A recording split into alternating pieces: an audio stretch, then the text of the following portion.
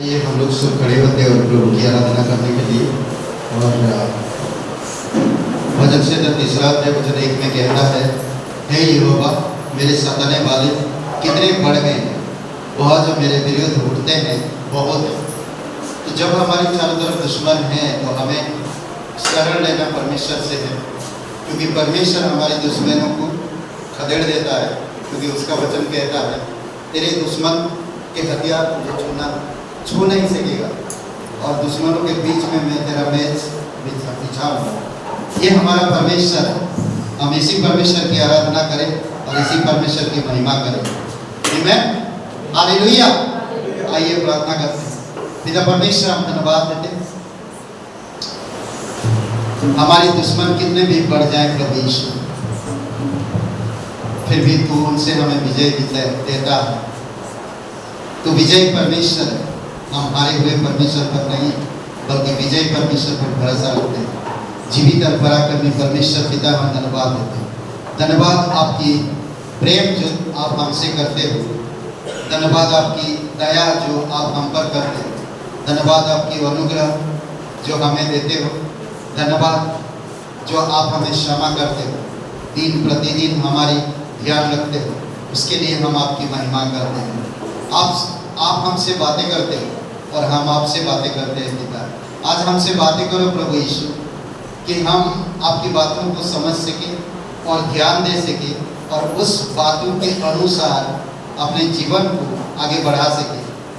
जो बातें आप देंगे हमारे कानों को खोल कि हम उसको अच्छा से सुन सकें।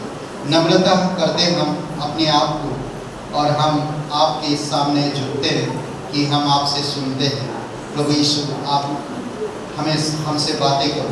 धन्यवाद देते हैं। हमारी परेशानी, हमारी चिंताएं, हमारी हर एक कठिनाइयों को हम दूर रखते हुए आपके शरण में आते हैं, आपसे सुनना चाहते हैं। आप हमसे बातें करो। धन्यवाद देते हैं। यीशु नासरी के नाम से मांगते हैं, आमीन।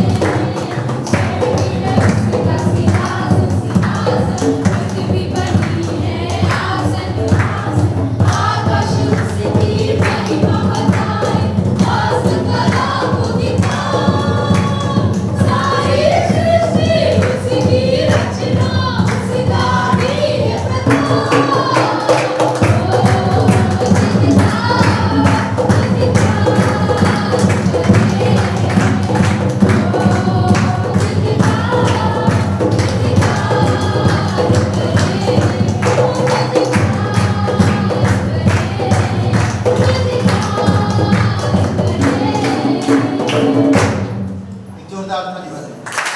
पवित्र पराक्रम ईश्वर शक्तिमान परमेश्वर पिता का धन्यवाद देते, धन्यवाद करते प्रभु यीशु, धन्यवाद आप हमें उपहार देने के लिए, धन्यवाद हमारी हर एक गुनाह का दंड अपने ऊपर लेकर आप बलिदान होने के लिए, धन्यवाद आपकी पवित्र लहू के लिए, धन्यवाद आपकी निस्वार्थ प्रेम जो आप हमसे करते हैं। इसीलिए प्रभु हम आपसे प्यार कर पाते हैं, इसीलिए आपकी वचन सुन पाते हैं, इसीलिए आपकी बातें मानते हैं, धन्यवाद देते हैं। आप हम लोगों से पहले प्रेम किए, इसलिए प्रभु हम तेरी महिमा करें। जीवित और पराक्रमी परमेश्वर, सारा आदर सारा महिमा तुझे दे प्रभु यीशु। धन्यवाद देते हैं, धन्यवाद करते हैं, धन्यवाद देते उस क्रूस के लिए, धन्यवाद आपके प्रेम के लिए जो आप हमसे करते हैं, धन्यवाद आप हमसे बातें करते हैं, धन्यवाद आप हमारे साथ चलते हो, धन्यवाद देते प्रभु। हमें समझ दे कि हम आपको समझ सके कि आप हमसे प्रेम करते हो, आप हमसे बातें करते हो, आप हमारे साथ चलते हो, इन सब चीज़ों को हम समझ सके प्रभु यीशु। धन्यवाद देते हैं। तूने किया खाली अपने आप को, छोड़ी सारी महिमा, होकर पिता ये शून्य अपने आप को, बना मनुष्य समान। तूने किया खाली अपने आप को, छोड़ी सारी महिमा, होकर पिता ये शून्य अपने आप को, बना मनुष्य समान, बन गया दास समान, मृत्यु सही मृत्यु क्रूस की, और हुआ सबसे महान।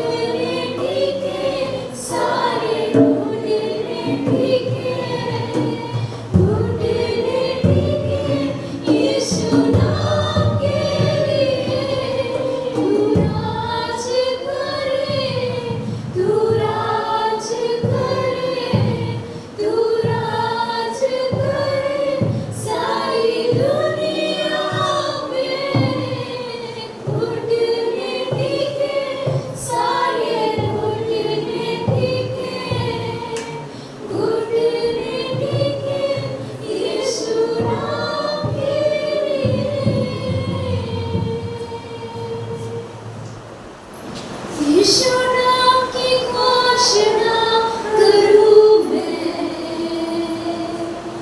हर एक दिल और हर दिमाग में तेरी मसूरी में सुकून है, वो नाम है यीशु।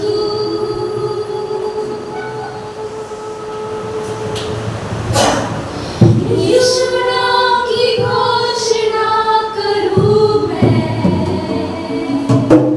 हर एक दिल और हर दिमाग में तेरी हुजूरी में सुकून है, वो नाम है यीशु।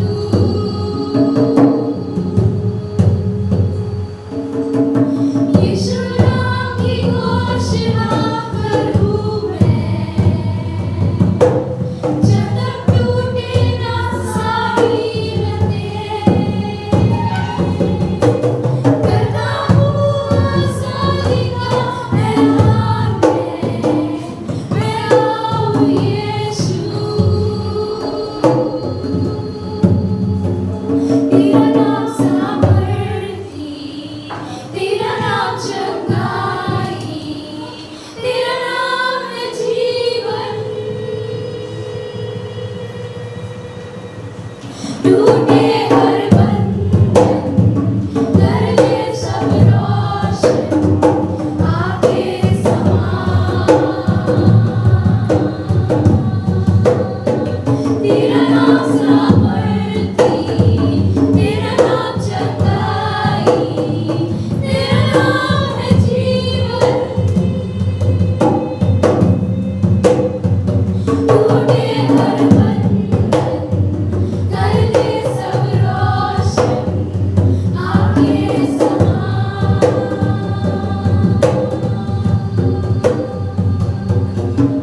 यीशु नाम की घोषणा करूं मैं, हर एक चिंता और हर डर पे, खुद जो निराशा की जगर में, पुकार यीशु।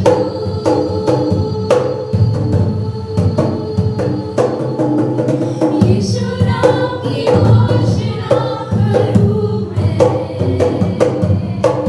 हर एक चिंता और हर डर पे, बदल जो निराशा की जगर में, पुकार यीशु। तेरा नाम सामर्थी, तेरा नाम चंगाई, तेरा नाम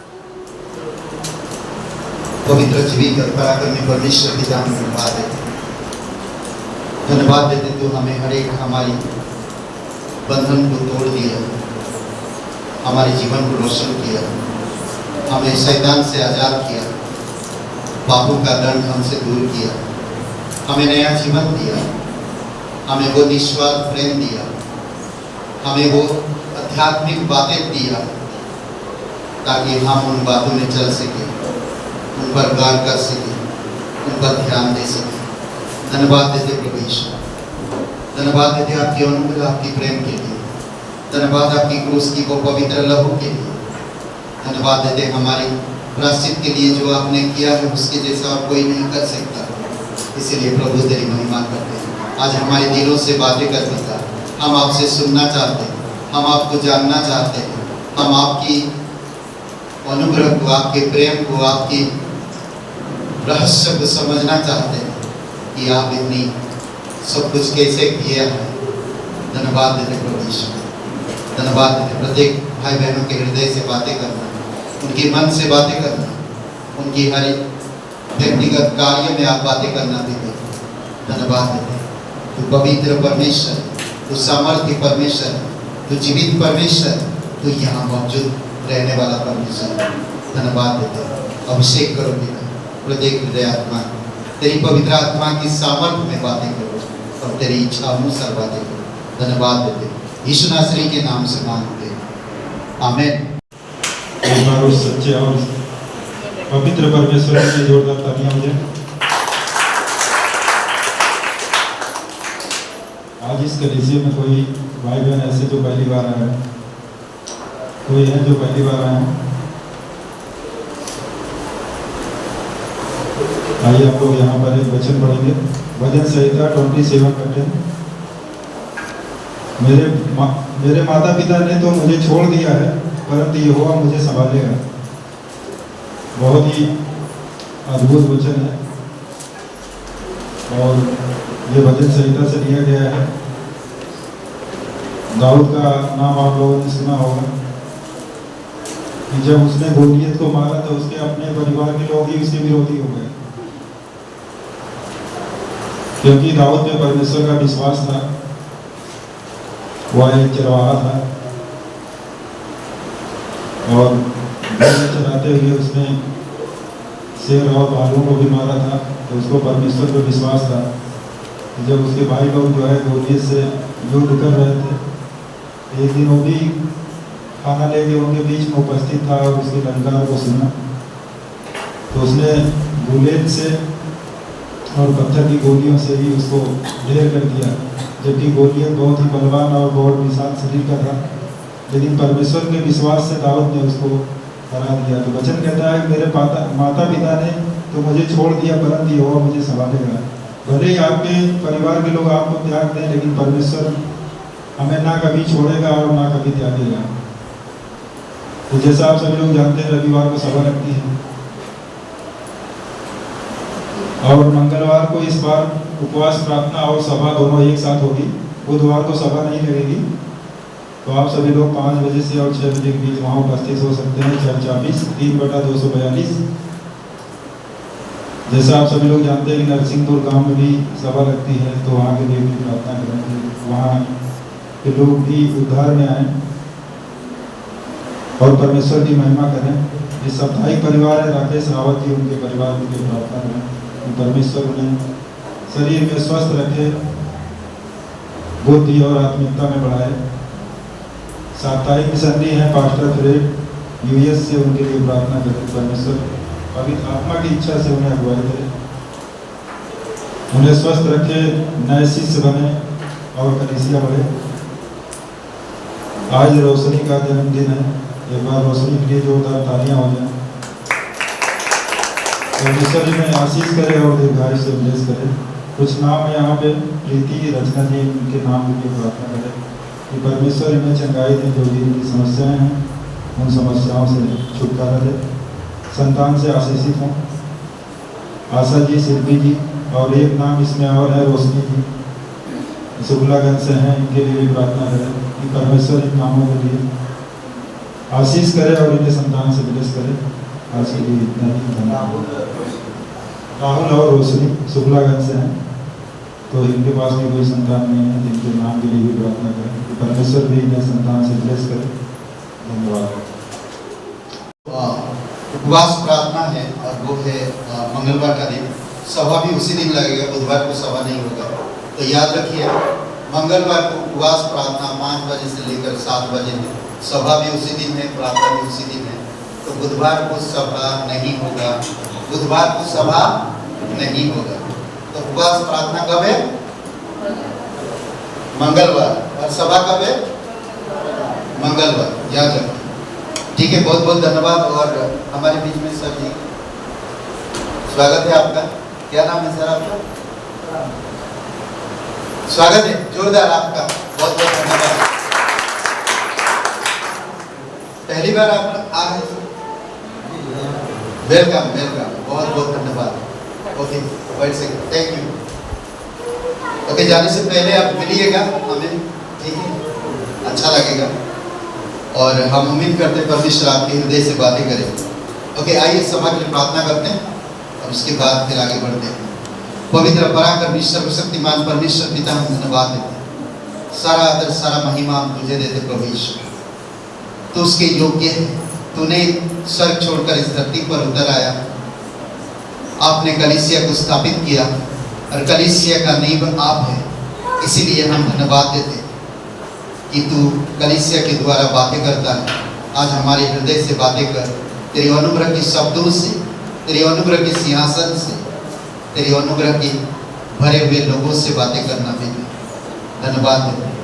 जीवित और पराक्रमी परमेश्वर, विश्वास को हमारी बढ़ाना, हम अच्छा नींव पे अपना मकान बना सके, ताकि आंधी तूफानों में ही वो मकान खड़े रह सके, कोई प्रॉब्लम ना हो सके।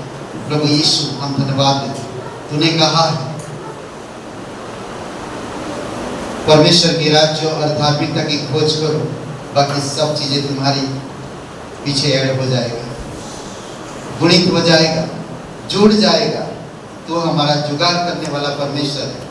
जब हम तेरी बातों को मानते हैं, जब हम तेरी बातों को सुनते हैं, जब हम तेरे वचन को पढ़कर तेरी इच्छा को पूरी करते हैं, तो आप हमारे लिए सब चीजें ऐड करते हैं, हमें स्वस्थ रखते हैं, हमें अंधकार में, हमें प्रकाश में, हर जगह पर तो हमें सुरक्षित बनाते हैं।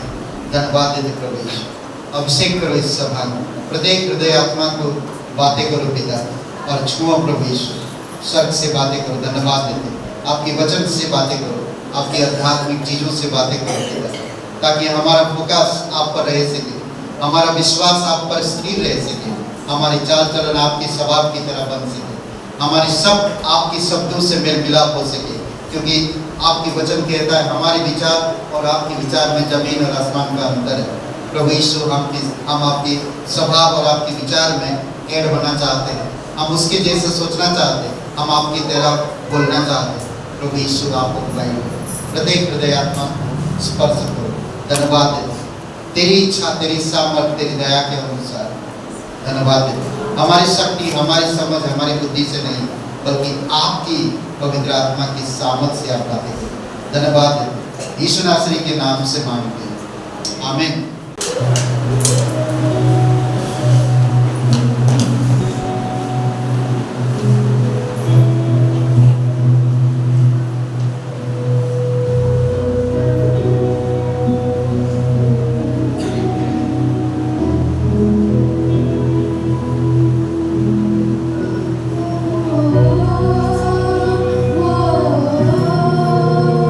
यीशुआ, सिर्फ तू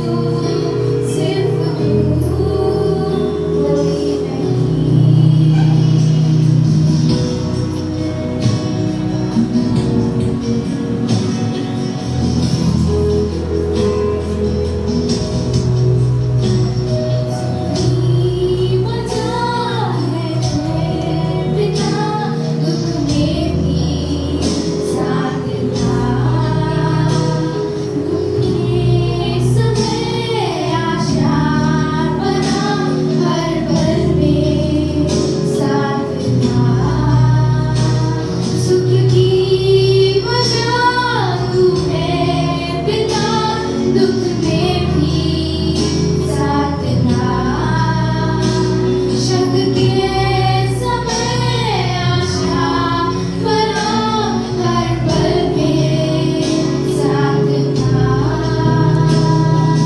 प्यार तू यार तू मेरा सच्चा दोस्त तू, प्यार तू यार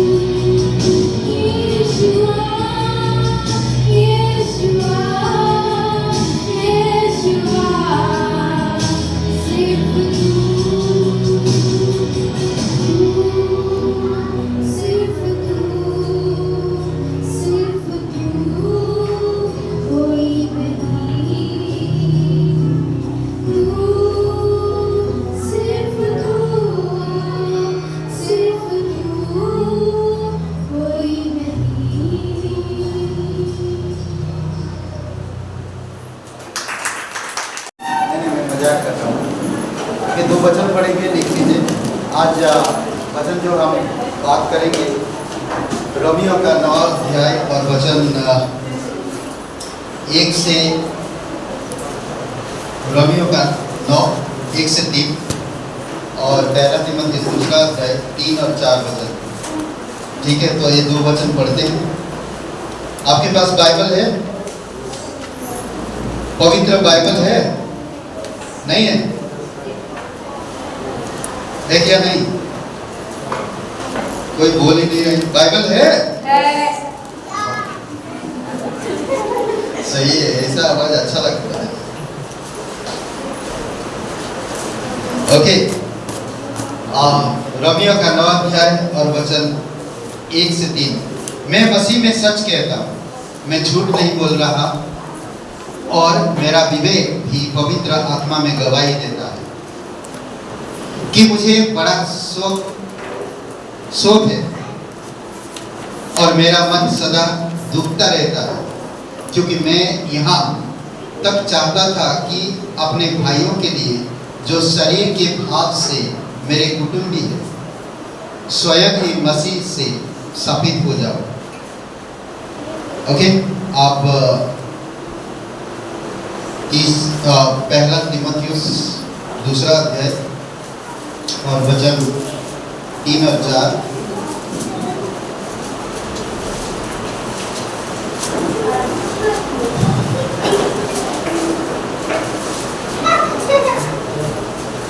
एक से पढ़ते हैं।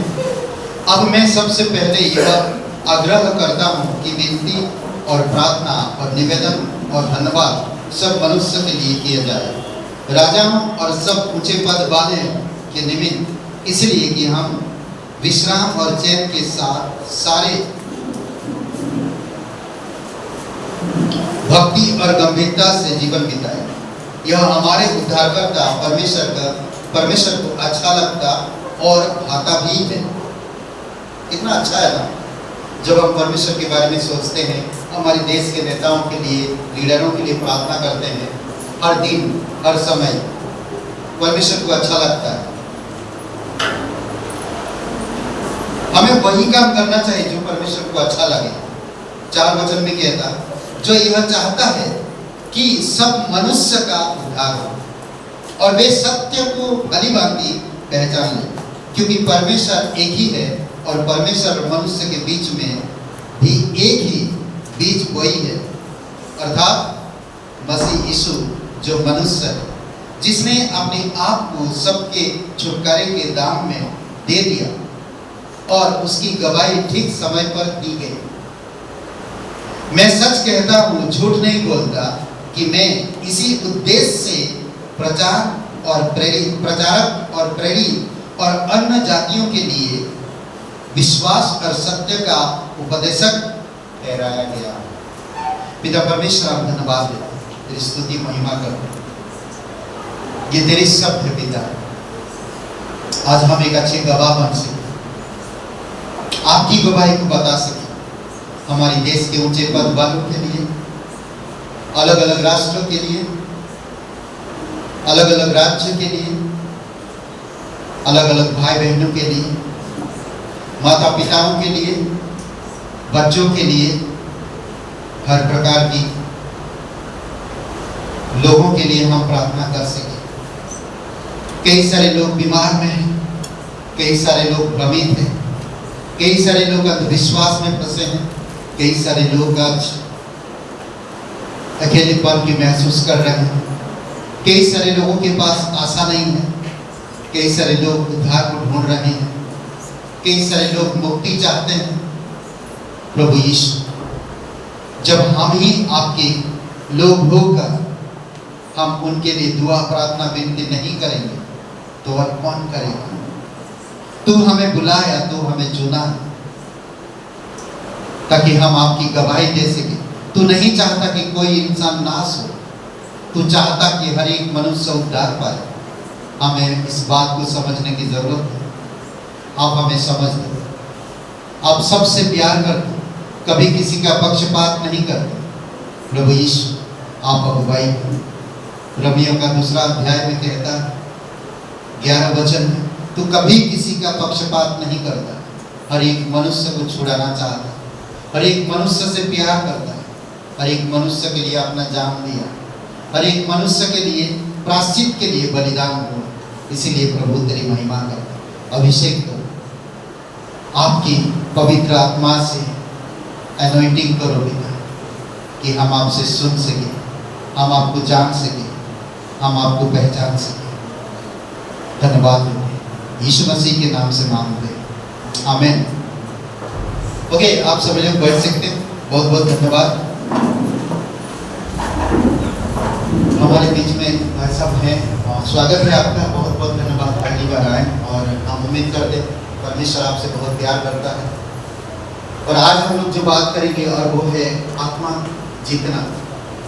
ओके, हर एक मनुष्य के अंदर एक हार का स्वभाव नहीं होता, हार का स्वभाव नहीं होता, पर जब इंसान हारता है तभी वो जीतता है। करेक्ट? अगर हम हारना नहीं सीखते हैं तो हम जीत नहीं सकते। अगर मैं पापों को मान नहीं पाऊंगा तो मैं पापों से प्रायश्चित नहीं हो पाऊंगा। प्रभु यीशु मसीह परमेश्वर इस जगत से प्रेम किया।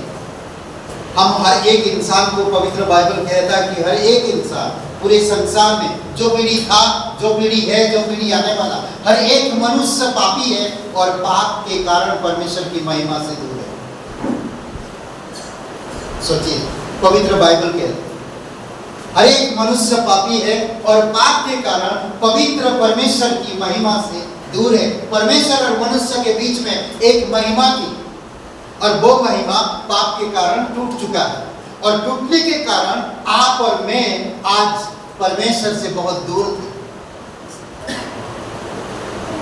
पर परमेश्वर ने आपको, मुझे अपनी एकलौता पुत्र अपनी योजना के अनुसार ठीक समय पर उसको इस धरती पर भेजकर हम भटके हुए लोगों को, हम बीमारियों को, हम अंधकार में पड़े हुए लोगों को छुड़ाए। देखेंगे यीशु मसीह हर प्रकार की चीजों में एक एक चमत्कार किया। हर एक चीज, अंदर आंखें खुला रखो। आज बहुत सारे लोग आंख रहते हुए अंधे, आंख रहते हुए अंधे, समझ रहे? बहुत सारे लोग लेगड़े हैं, आत्मिकता से लेगड़े हैं। बहुत सारे लोग कुष्ठ रोगी हैं, आत्मिकता से कुष्ठ रोगी। आज संसार में भले लोगों के पास सब चीजें हैं उपलब्ध, उनका शहर भी ठीक ठाक है, परंतु एक पाप होने के कारण पवित्र परमेश्वर के ज्ञान को नहीं प्राप्त कर सकते। एक व्यक्ति यूट्यूब में सुनता है, बहुत सारे पास्टर के वचन सुनता है यूट्यूब में, बहुत सारे पास्टर लोग, एक दिन, दो दिन, तीन दिन, एक साल, 2 साल, 3 साल तक चलाया। वो बोला अब मैं कलीसिया नहीं जाऊंगा, मैं घर पे मेरे कलीसिया। सोचिए कैसे भ्रमित हो जाता है इंसान।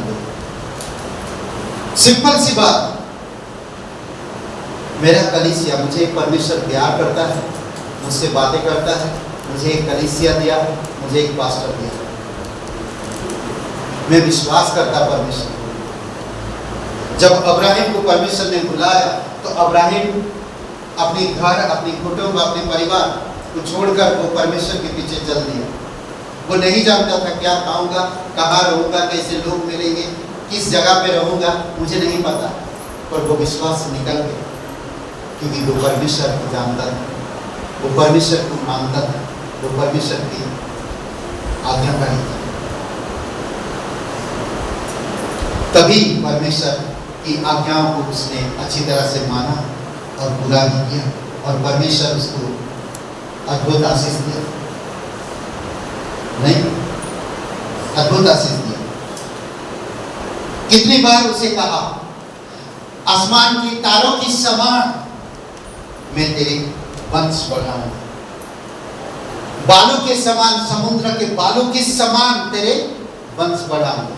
कितनी बार कहा परमेश्वर। जब जब उसने आज्ञा माना, आज्ञा को पूरा किया। सोचिए, मैं बातें कर रहा था कि परमेश्वर, कल मैं शेयर कर रहा था ये बातें कि परमेश्वर को जब 75 साल का था तो परमेश्वर ने प्रॉमिस किया कि मैं तुम्हें संतान दूंगा। उसका शादी कब हुआ था मुझे नहीं मालूम।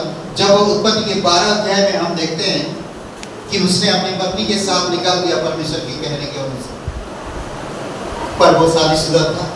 कितनी साल तक वो लोग विवाहिता थे पर कोई संतान नहीं था।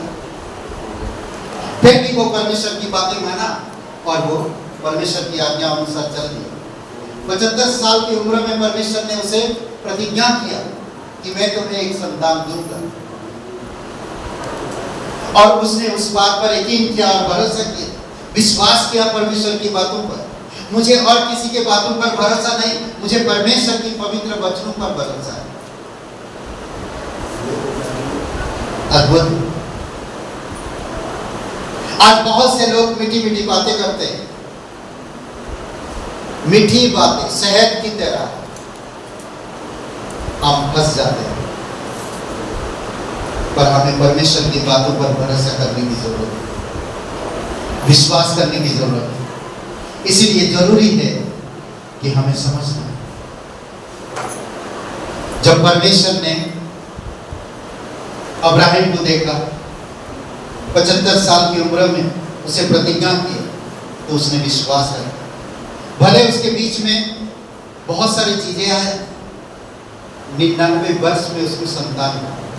25 साल तक उसने इंतजार किया, परमेश्वर की बातों पर भरोसा किया, कभी शंका नहीं किया, और परमेश्वर उसे एक संतान देता है। और जब परमेश्वर उसे संतान देता है, उस संतान का देखभाल करता है। एक ही संतान है, इसहाक, देखभाल करता है। आप सोचिए, 20 साल का उम्र हो चुका वो लड़के का, 20 साल नौजवान, हट्टा कट्टा हैंडसम लड़का है। अब परमेश्वर कहता है, अब्राहम सुन, देख, मैं तुझे देखना चाहता, मैं तुझे परखना चाहता। परमेश्वर की मन में था, परमेश्वर खुल के नहीं कहा उसे। परमेश्वर उससे प्यार करता, परमेश्वर आपसे प्यार करता, और परमेश्वर आज आपका दिल को देखना चाहता, आपके मन को देखना चाहता, आप कितना परमेश्वर से प्यार करते हो। हम कहते हैं, परमेश्वर आप हमसे प्यार करते हो, मैं भी आपसे प्यार करता। तो परमेश्वर जानना चाहता और देखना चाहता कि हम कितना प्यार करते हैं परमेश्वर से।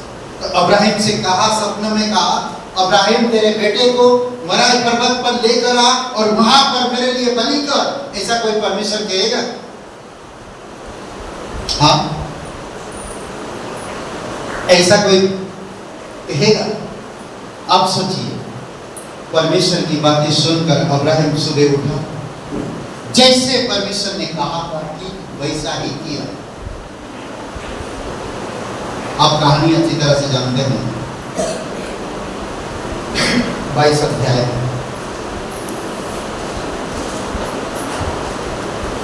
उत्पत्ति के 22 अध्याय, और वो लेकर जाता है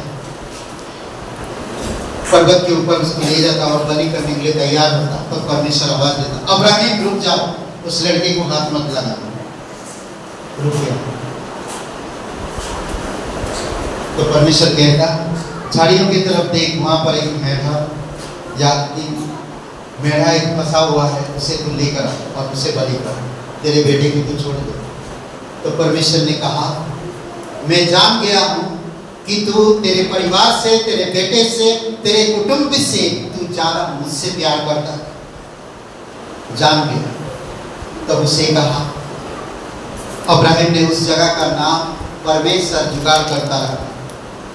जब परमेश्वर की बातें आप मानते हो, तो परमेश्वर आपके लिए कोई भी चीज जुगाड़ करने के लिए तैयार है। आपके लिए कोई भी चीज जुगाड़ करने के लिए तैयार है। जब आप परमेश्वर की इच्छा अनुसार परमेश्वर की आज्ञा को पूरा करते हो, तो परमेश्वर आपको जुगाड़ करता। मैं परमेश्वर की आज्ञा नहीं मानता हूं और मैं परमेश्वर से प्रार्थना करता कि परमेश्वर मेरे मनोकामना पूरा करो। कैसे करेगा? How can possible? जब हमारी भौतिक माता पिता या भौतिक हमारी बॉस ये सब चीजें पूरा नहीं करते, अगर मैं अभी 10 दिन नहीं जाऊंगा तो मेरा बॉस 10 दिन का सैलरी देगा? इम्पॉसिबल है। तो हाउ कैन परमेश्वर कैसे कर सकता है? परमेश्वर वही संतान को देखता है जो सच में उसकी आज्ञाकारी पुत्र है, जो आज्ञा मानते हैं, जो बातें सुनते हैं, उन पर कुछ भी करने के लिए तैयार हो। जानते हैं हमारी बॉस हमारी सैलरी क्यों बढ़ाते हैं? क्यों बढ़ाते हैं? क्योंकि हम बॉस की इच्छा के बियॉन्ड काम करते हैं, तो वो हमारी सैलरी बढ़ाते हैं। बॉस जितना कहा उतना नहीं किए, उससे भी बियॉन्ड काम करते हैं। और आजकल की बॉस पता नहीं, काम करवाते पैसा कम देते हैं। यानी कि हम लोग बात कर रहे हैं आत्मा को जीतने का।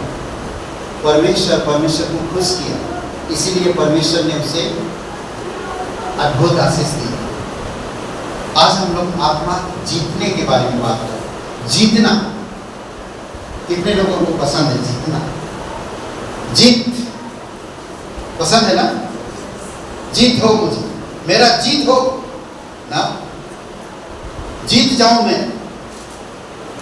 कल लखनऊ और आईपीएल खेल रहे थे। लखनऊ और कौन था? भूल गए। आरा रॉयल ना, राजस्थान। यहाँ पे कौन सा स्टूडियो है? सब जानते हैं, बोलते नहीं है, पता चल रहा है। ओके, तो खेले तो लखनऊ हार गई, तो हम लखनऊ के लोग अच्छा नहीं लगा ना। जीतता तो हम लोग कितना खुश हो गए, जीत रहा अच्छा से, 10 अंक तक ले गया, 4 ऊपर तक आ गया, कितना अच्छा लग रहा था, जीत रहा। सब लोगों का उम्मीद था कि लखनऊ जीतेगा, अच्छा खेला, पर लास्ट में हार गए। तो हारना पसंद नहीं होता किसी को, जीतना पसंद होता है। परमेश्वर भी चाहता मेरे संतान कभी हारे नहीं, क्योंकि मैं जीता हुआ तो तुम हमेशा जीते रहो। जीतने का प्रयास करो, वही इंसान जीतता है जो कड़ी मेहनत करता है। आत्मा को जीतने, अगर आज हम परमेश्वर में उद्धार पाए हुए लोग हैं और परमेश्वर की पवित्र लोग हैं, तो परमेश्वर आपको मुझे आज्ञा दिया है आत्माओं को जीतने के लिए। क्या कहा? जाओ, सारे जगत में जाओ, पूरे संसार में जाओ। नहीं कहा पूरे संसार में जाओ, परमेश्वर ने कहा सारे जगत में जाओ, हर एक लोगों को मेरा शुभ संदेश बताओ। जो ग्रहण करेगा वो उद्धार पाएगा, जो अस्वीकार करेगा वो उद्धार नहीं पाएगा। जाकर सबको बताओ कि मैं सबसे प्यार करता, मैं चाहता कि सब उद्धार पाए, सबको मुक्ति मिले, हर प्रकार के लोगों को, अमीर हो या गरीब, धनवान हो या निर्धन, बलवान हो या निर्बल, बुद्धिमान हो या मूर्ख, एजुकेटेड हो या अनएजुकेटेड, हर प्रकार के लोगों के पास जाओ और मेरे सुसमाचार बताओ। परमेश्वर चाहता, परमेश्वर की आज्ञा, ये महान आज्ञा में से गिना जाता है। परमेश्वर की आज्ञा है हम सब विश्वास करने वाले लोगों के लिए। सोचिए थोड़ी समय की, परमेश्वर स्वर्ग से उतर आता है, हम पापियों के बीच में परमेश्वर रहता है, हमारी पापों का दर्द को महसूस करता है, हमारी पाप के कारण परमेश्वर की प्रेम, परमेश्वर की स्नेहता, परमेश्वर की दया, परमेश्वर की ब्लेसिंग, आशीष, परमेश्वर की अनुग्रह को हम कितना मिस कर रहे हैं वो खुद देखता है। कि तुम लोग किस चीज में पड़े हुए हो, नाशवान चीजों में, बीमारियों में, परेशानियों में तुम खोए हुए हो, डूबे हुए हो।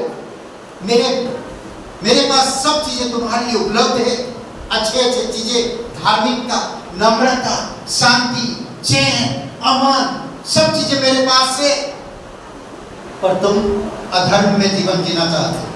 इसीलिए परमेश्वर इस धरती पर उतर आया और हमारी अधर्म के अपराधों के कारण क्रूस पर बलिदान।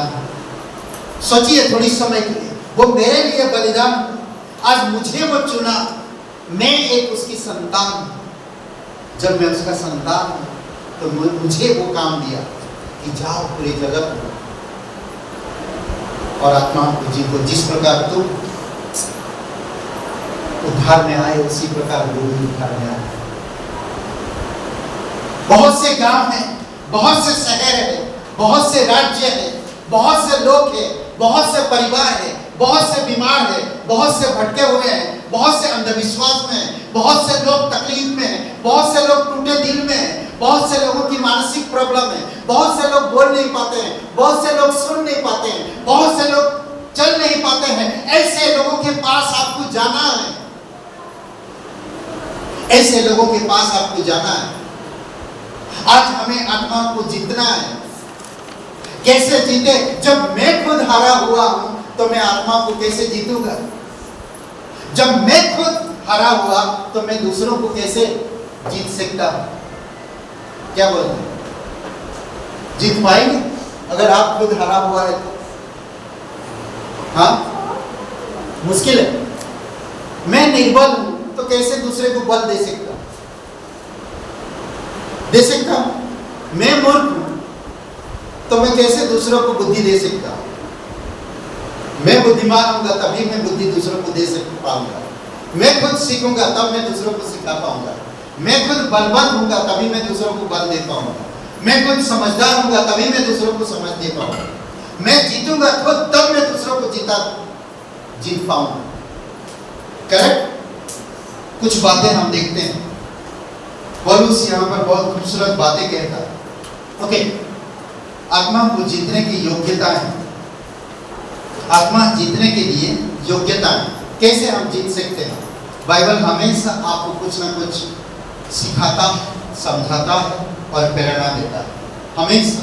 पर अगर हम उन बातों पर गौर नहीं करते, ध्यान नहीं देते, तो हम आगे नहीं बढ़ पाएंगे।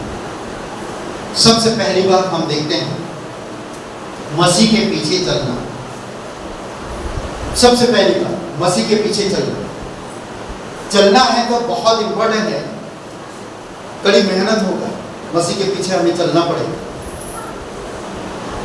पीछे पीछे चलना, कुछ बोलना नहीं, कुछ नहीं करना, आपको चलना है। अगर आपको एक वचन में पढ़ के सुनाता हूं, देखिए।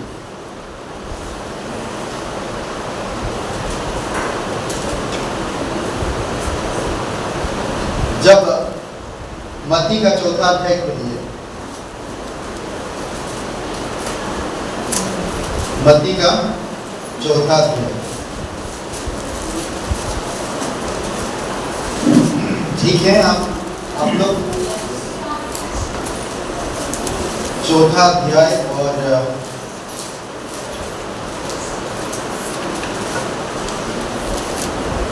गलील के जो झील है वहां पर यीशु मसीह 18 वचन से आगे जो चेलों को बुलाया, कैसे बुलाया देखिए। यीशु मसीह आकर क्या किया उसने? यीशु मसीह आकर क्या किया? चमत्कार दिखाया, चमत्कार दिखाया।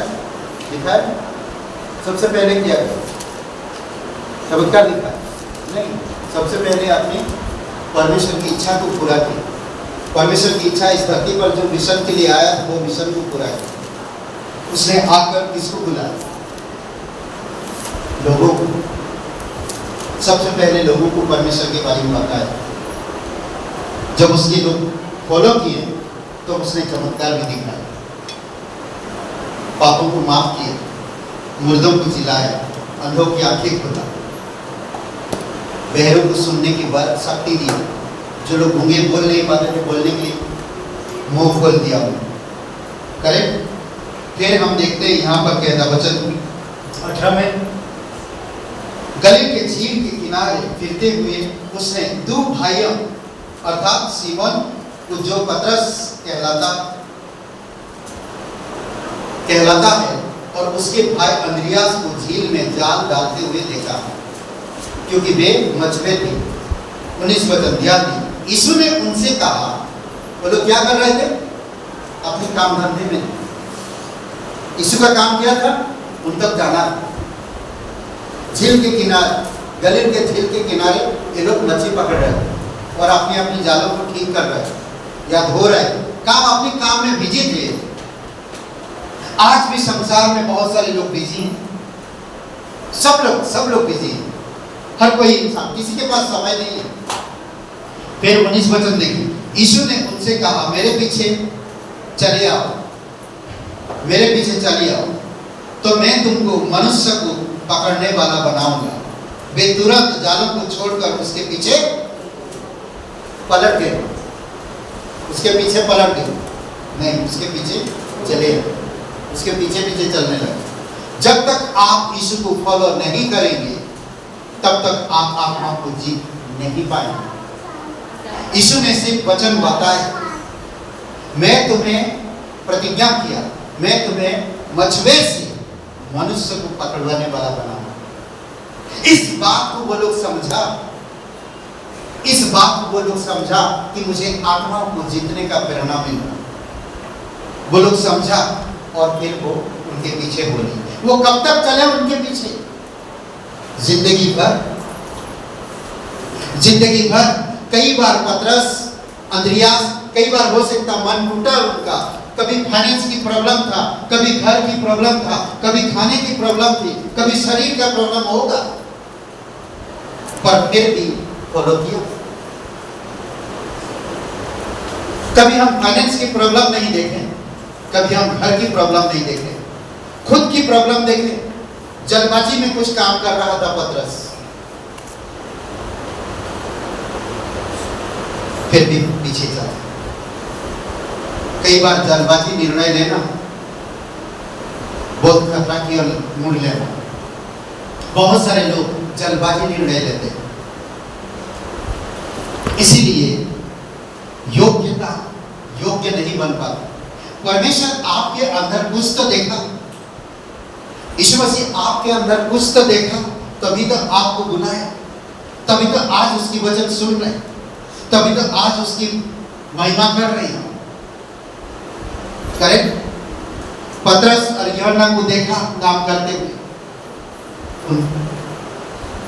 पतरस अंद्रियास देखा और उनको बुलाया और वो लोग उसके पीछे चले। ये पहली योग्यता हर एक मनुष्य के अंदर आत्मा को जीतने का, यीशु के पीछे चलना, यीशु की इच्छा को समझना। यीशु के पीछे चलने का मतलब क्या है? क्या मतलब? यीशु के पीछे चलने का क्या मतलब? क्या बोलते हैं? हाँ, क्या बोलते हैं? बातें करिए आप लोग। क्या मतलब क्या यीशु के पीछे चलने का क्या मतलब? हाँ, ओके, उसकी आज्ञाओं को मानना और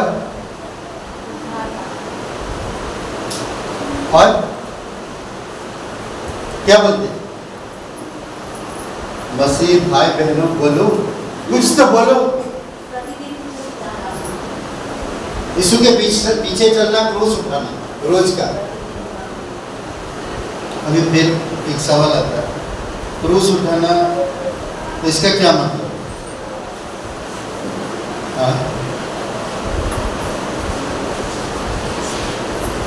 एक ही शब्द,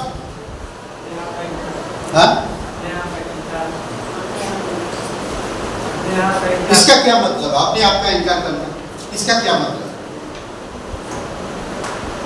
मेरी पसंद को मार डालना, मेरी इच्छा को मार डालना, पीछे नहीं मुड़ना, इसको कहते हैं यीशु के पीछे चलना। संसार को नहीं देखना, तमाम परंपरा रीति रिवाजों को नहीं देखना।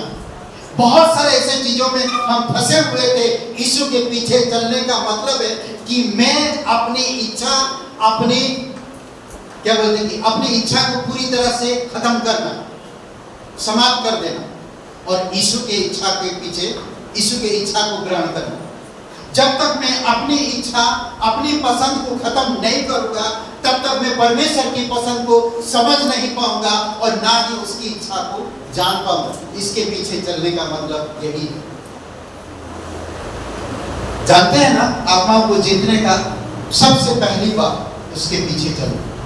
यीशु मसीह आप और मेरे लिए क्रूस पर जीवन दिया, स्वर्ग की महिमा छोड़कर इस धरती पर उतर आया। क्यों? ताकि आप और मैं उद्धार पा सके, मनुष्य उद्धार पा सके। आज वही मसाल आपके पास है, जो मसाल यीशु मसीह स्वर्ग से इस धरती पर उतार कर लेकर आया, वही मसाल आज आपके हाथ में है। आप जाकर उस बुझे हुए मसाल को जलाना है। समझ रहे हैं? तो बुझे हुए मसाल को जलाना है तो आपकी बच्चा रोएगा, आपके पति बोलेगा, अरे तुम कहां जा रहे हो? आओ थोड़ा रोमांस करते हैं, बोलेगा आपका पति। चलो थोड़ा घूम आते हैं, बोलेगा आपकी फाइनेंस, आपकी फैमिली, आपकी कुटुंब, आपकी तमाम जो रिलेटिव बोलेंगे। समझ रहे? तब आपको क्या करना है? बुझे हुए मसाल को जलाने के लिए आपके पास जलता हुआ मसाल है।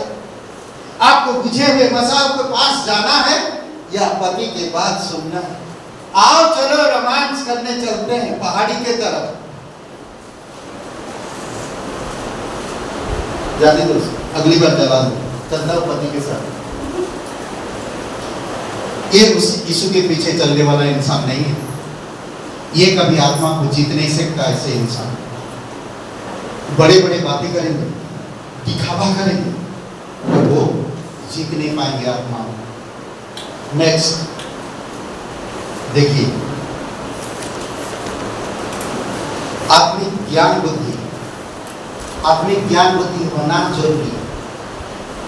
वो इंसान, वो विश्वासी, वो परमेश्वर के लोग अगर आत्मिक ज्ञान और बुद्धि ना हो तो आत्मा को जीत नहीं सकते। जानते हैं कोई भी खेल में कितना कसरत करना पड़ता है। अगर एक पहलवान रोज अगर कसरत नहीं करेगा, रोज अगर प्रैक्टिस नहीं करेगा, तो वो जब उसकी पहलवानी में जब उसका क्या बोलते हैं मैच होता है, क्या बोलते हैं, क्या बोलते जहां पर लड़ाई होता है पहलवानी नहीं चल रहा, अखाड़े में हार जाएगा। करेक्ट, अखाड़े में, समझ रहे, हार जाएगा। वो रोज कसरत करता है, कभी पेड़ के पास, कभी मैदान में, कभी नदी के किनारे, कभी बालों के ऊपर, कभी आग में, कभी भागता हुआ, कभी जंगल में, हर वक्त हर समय वो प्रैक्टिस करता है। क्यों? क्योंकि अखाड़े में मुझे जीतना है किसी भी हाल में। हालेलुया। कसरत करता है, उसको ज्ञान तरीका ढूंढता है, उसको समझ आना चाहिए, तरीका ढूंढता है चारों तरफ से, बुद्धिमत्ता के साथ, समझदारी के साथ, किस तरह से मैं उसे। आज हर एक क्रिकेट खिलाड़ी कसरत नहीं करते हैं, मैच होने से पहले कितना प्रैक्टिस करते हैं, नेट लगाकर इधर उधर छोटे छोटे बॉल में प्रैक्टिस करते हैं। बॉलिंग जो कर रहा, बैटिंग जो कर रहा, हर प्रकार की फील्डिंग जो कर रहा, हर एक इंसान कड़ी मेहनत करते हैं ताकि इस तरफ से बॉल आए तो मैं किस तरह से पकड़ूं और कैसे मैं गिरूं, अगर इस तरफ से बॉल आएगा तो मैं किस तरह से जंप करूं और किस तरह से मैं पकड़ूं। माइंड खेलते रहते, हमेशा सोच विचार करते, तरीका ढूंढते, ज्ञान और समझ रखते। अगर बॉल इस तरफ से आ रहा तो मैं कैसे मारूंगा, अगर बॉल बीच में आ रहा मेरे विकेट को कैसे बचाऊं, तरीका ढूंढो। आज एक मसीह भाई बहन आते ना ज्ञान है ना बुद्धि। हाँ प्रभु, हालेलुया, प्रेज द लॉर्ड। ना बाइबल स्कूल है, ना संगति है, ना और कोई काम में बढ़ते, ना ज्ञान रखते परमेश्वर। ये छोटी इधर भी आपकी बेटी छोटी वाली, वो छोटी बहन सानू वजन से 91 पूरा आता है। मैंने उससे पूछा, पूरा बोल देते, बता आ रहा। सानू को पूरा 91 वजन से। मैं सुनकर कैसे कर ली, मतलब बस कर ली, मेहनत की तभी तो सीखी। आज अगर मेहनत नहीं करेंगे हम कोई चीज प्रैक्टिस नहीं करते। आज हम लोगों को सुसमाचार सुनने में कम, इसमें से आया था बराबर, फिर क्या हुआ, फिर क्यों। आज अगर आप उस पर विश्वास करें, आशीष मिलेगा, पैसा मिलेगा, नौकरी मिलेगा, छोकरी मिलेगा, सब कुछ मिलेगा। कहां से कहां चलेंगे देखें, क्यों? हमें ज्ञान नहीं। आप आओ कलीसिया, आपको आशीष मिलेगा, प्रभु ठीक कर देगा आपको। सुसमाचार बताया ही नहीं। यीशु के पास आओगे आपका कल्याण होगा। यीशु के पास आने से कल्याण नहीं होता और दुख आता है, ये याद रखिए। पर लाइफ नरक से बेटर होता है, समझ रहे? लाइफ को पहचान पाते हैं यीशु के पास आने से। जीवन को जीने का तरीका मालूम पड़ता है यीशु के पास आने से। तरीका ढूंढ, योग्यता। यहाँ पर एक वचन, आत्मिक ज्ञान और बुद्धि ना होने से प्रॉब्लम होता है। नीति वचन 11:30, धर्मी का प्रतिफल जीवन का वृक्ष होता है। धर्मी का प्रतिफल जीवन का वृक्ष होता है और बुद्धिमान मनुष्य लोगों के मन को मोह लेता है।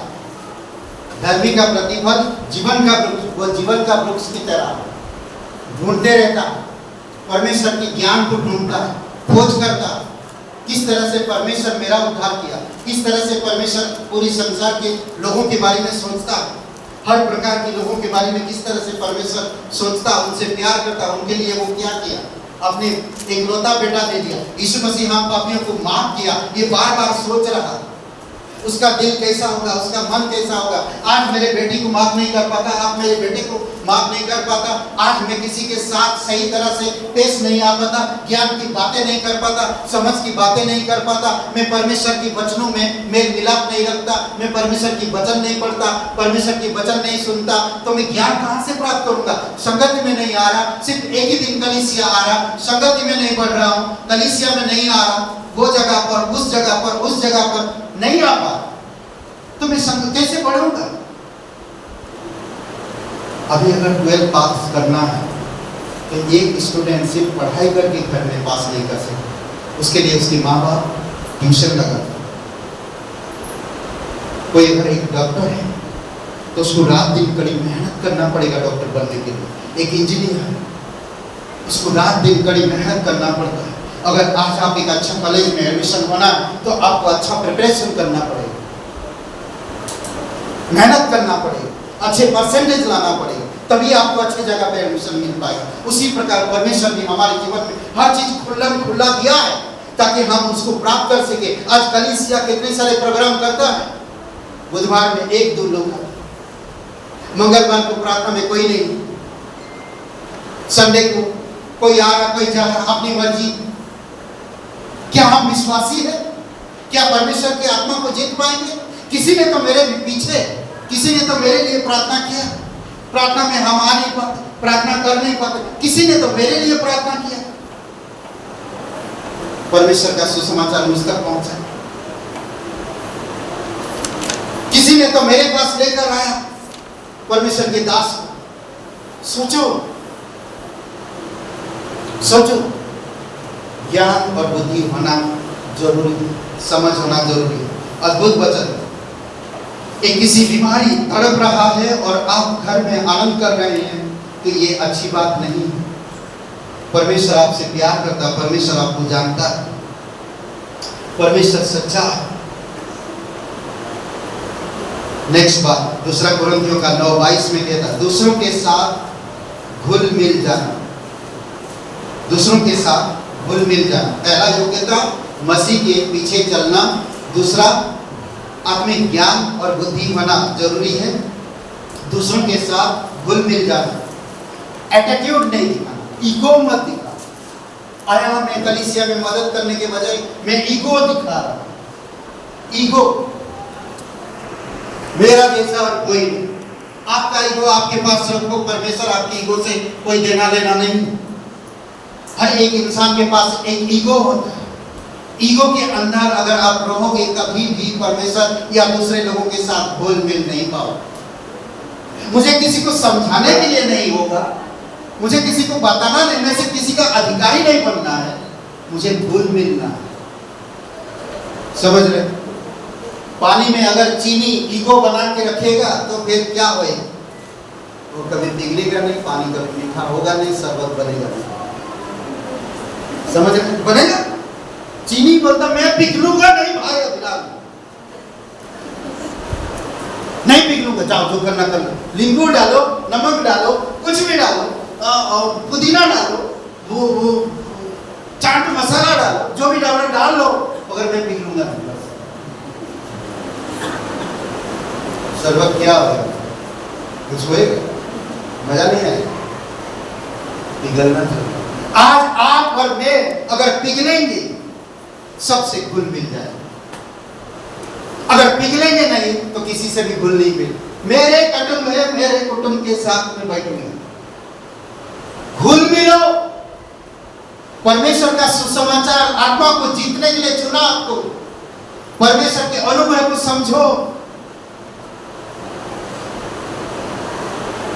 मुझे वो सही नहीं लगता, मुझे उसके साथ नहीं बैठ। परमेश्वर को आपको सही नहीं लगता, फिर भी परमेश्वर आपसे प्यार करता है। इस सब चीजों को छोड़ो। एक वचन दिया पौलुस कहता कुरिन्थियों के लोगों को, देखिए अद्भुत बातें कहता, मुझे बहुत अच्छा लगता है ये बात। पहला कुरिन्थियों का 9:22, दूसरों के साथ घुल मिल जाओ। मैं निर्बलों के लिए निर्बल बना। क्या बोला? मैं निर्बलों के लिए निर्बल बना कि निर्बलों को खींच लाऊं। मैं सब मनुष्य के लिए सब कुछ बना कि वे किसी ना किसी रीति से कोई एक का उद्धार कराऊं। अद्भुत है ना? पौलुस इतना पढ़ा लिखा, वो सिर्फ परमेश्वर की पहचान में बढ़ना चाहता और किसी की पहचान में नहीं। सिर्फ परमेश्वर की पहचान में बढ़ना चाहता, परमेश्वर के राज्य के लिए जीना चाहता, परमेश्वर के अनुग्रह को प्राप्त करना चाहता। इसीलिए वो कह रहा, मैं निर्बलों के लिए निर्बल बना, मैं मूर्खों के लिए मूर्ख बना, मैं यहूदियों के लिए यहूदी बना, मैं शास्त्रियों के लिए शास्त्री बना, ताकि मैं किसी न किसी तरह से किसी को भी उद्धार में ला पाऊं, उद्धार में ला पाऊं। जिस तरह मेरा उद्धार है, मैं उसी तरह से उद्धार ला पाऊं।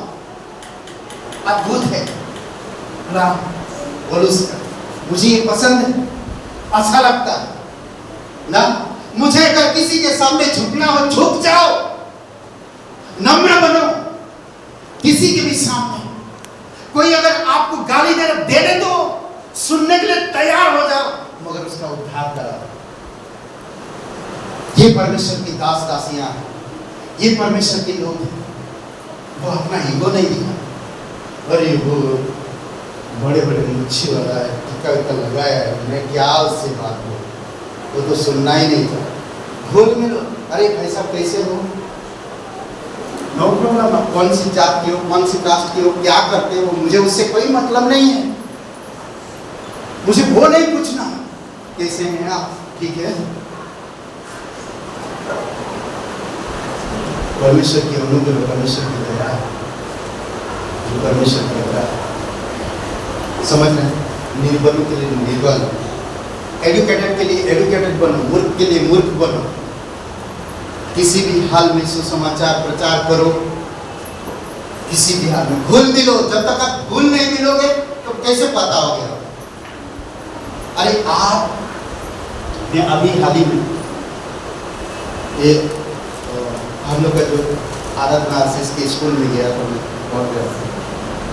प्रिंसिपल थोड़ा टाइम दिया मुझे कि बोला 1-1.5 घंटा आपको वेट करना है। मैं बोला आज किसी भी आदमी मिल के जाऊँगा, तो मिला तो और एक व्यक्ति आया और वो भी था, मैं नहीं जानता था।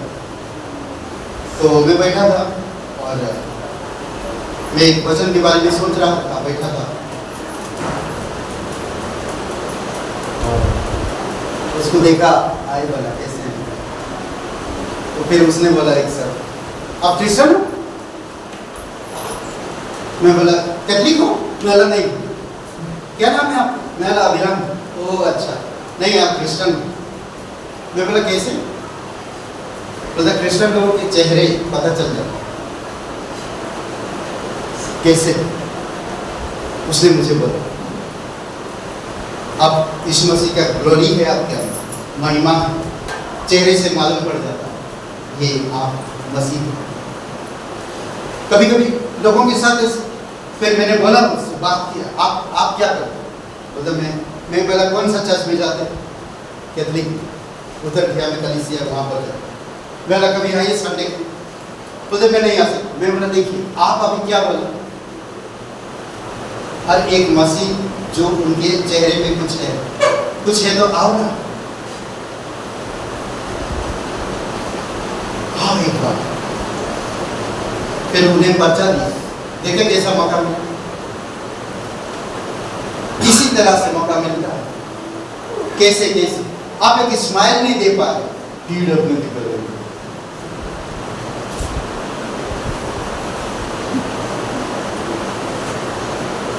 गुड, नहीं हो पाएगा, कभी शेयर नहीं कर पाओगे, कभी भी नहीं। समझ रहे? तो योग्यता, आत्मा को जीतने के लिए योग्यता है। पहला क्या था?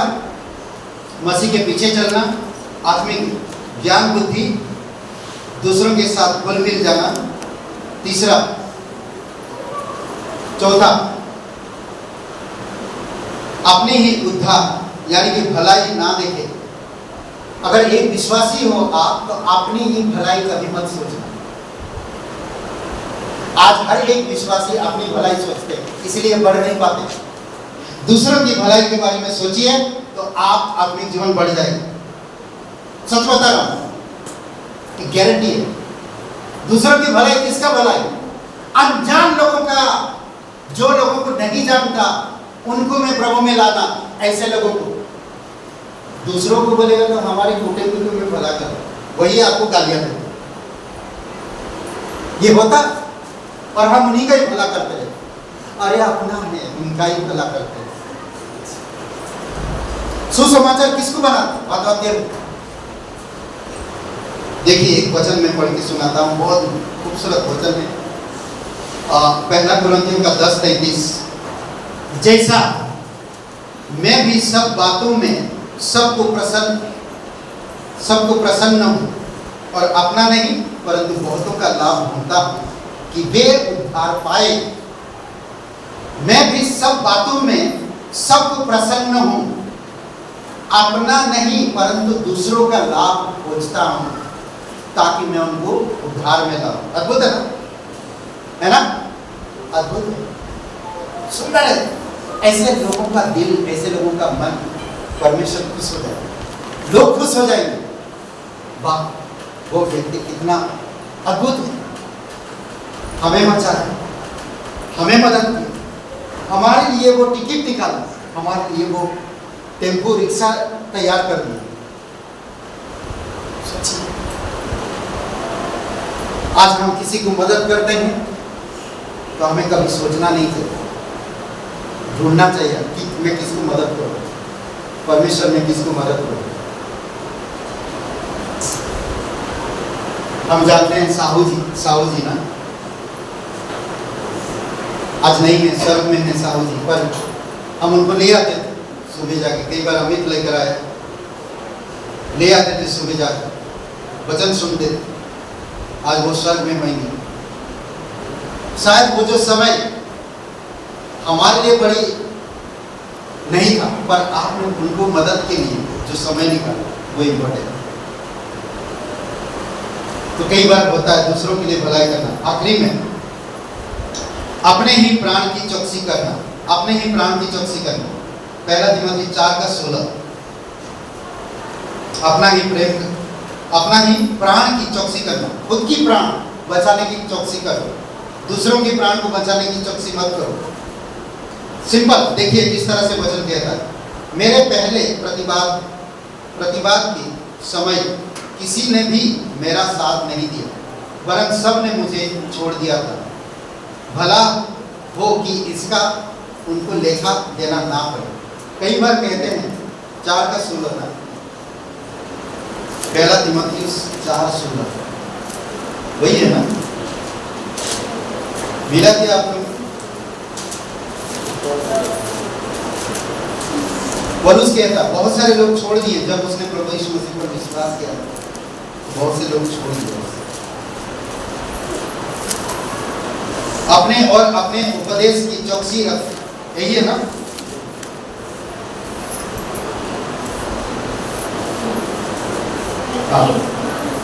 अपनी और अपने उपदेश की चौकसी रख, इन बातों पर स्थिर रहो, क्योंकि यदि ऐसा करता रहेगा तो तू अपने और अपने सुनने वालों के लिए भी उद्धार का कारण होगा। अद्भुत है। अगर मैं खुद के बारे में नहीं सोचता, सोचिए थोड़ी सुनो, थोड़ी सी स्वादिष्ट भोजन के लिए किसी ने किसी को ठोकर खिलाया, एक पास्टर, अगर वो पास्टर है तो बहुत सारी चीजों का सैक्रिफाइस करे। अगर एक लीडर, अगर एक अच्छा मसीह, जब पतरस अविश्वासी के साथ खा रहा था तो पौलुस ने डांटा, नहीं खा सकते। अगर ऐसा करेगा तो आने वाली पीढ़ी तुझे देखकर ठोकर नहीं खाएगी। तो वो भी बोलेंगे पतरस खा सकता तो मैं क्यों नहीं खाऊं? पास्टर अभिराम उस जगह पे जा सकता तो मैं क्यों नहीं जाऊंगा? पास्टर बीनू उस जगह जा सकते, वो कर सकते, तो मैं क्यों नहीं करूंगा? इसीलिए आपको मुझे सावधान रहना।